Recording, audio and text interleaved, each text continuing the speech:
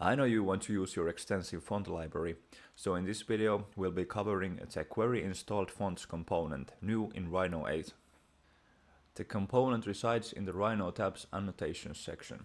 It has 7 inputs and 1 output. This component's sole purpose is to get a font from your computer's font library.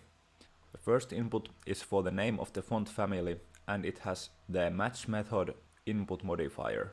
You then have the font weight, font style and font stretch parameters.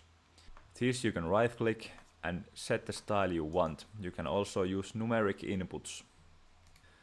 Then you have 3 boolean inputs, a symbol or single stroke or engraving. These need to be set true for certain types of fonts.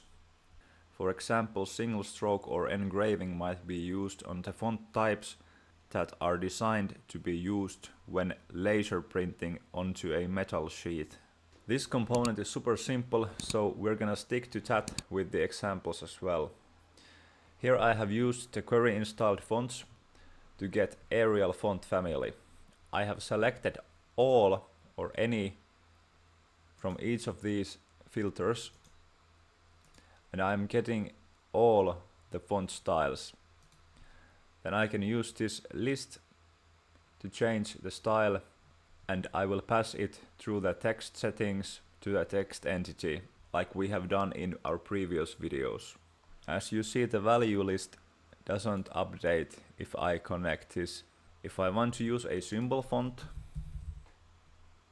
I have to connect the boolean toggle to the symbol input. If I want to change the thickness or font style, I can edit them by right-clicking the filters. What you have to remember is that this component cannot create new font styles. For example, if the font family does not have a semi-condensed font stretch, this component cannot create it for you.